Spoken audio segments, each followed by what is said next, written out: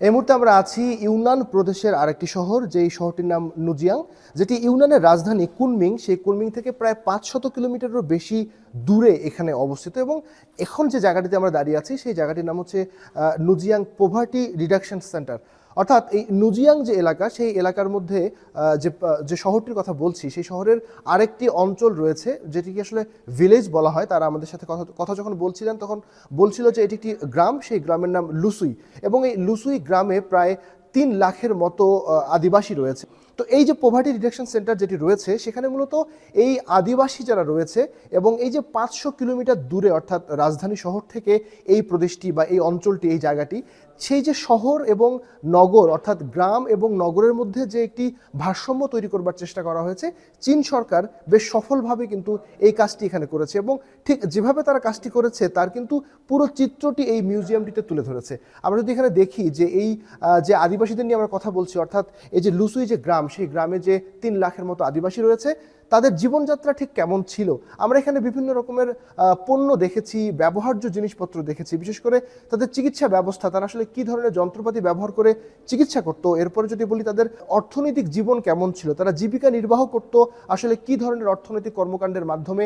এর বাইরে গিয়ে যদি বলি তাদের দৈনন্দিন জীবনযাত্রা, যেমন তারা কী ধরনের কৃষি কাজ করতো এবং কৃষি কাজ করবার জন্য কী ধরনের উপকরণ তারা আসলে ব্যবহার করতো, এবং তারা কোন ধরনের বিছানায় ঘুমোতো, কোথায় রান্না করতো, পুরো প্রক্রিয়া আসলে এই মিউজিয়ামে একেবারে সংরক্ষণ করে রাখা হয়েছে। এবং এরপরে তাদের জীবনযাত্রার মান আসলে ঠিক কিভাবে উন্নত হলো এবং একই সাথে কোন কোন পদ্ধতি তাদেরকে আসলে তারা অবলম্বন করেছে।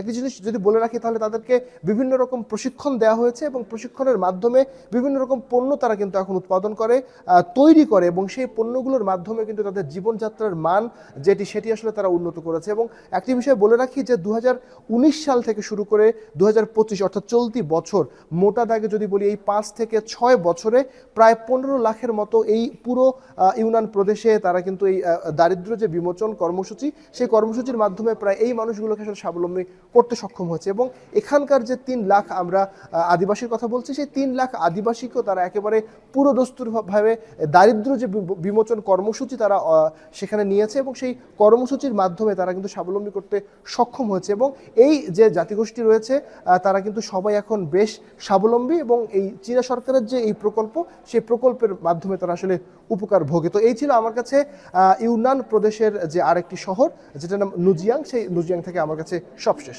লিলি হালাল বিউটি সোপ, বিএসটিআই কর্তৃক সনদপ্রাপ্ত দেশের প্রথম হালাল বিউটি সোপ, দীপ্তিময় উজ্জ্বল ত্বকের জন্য।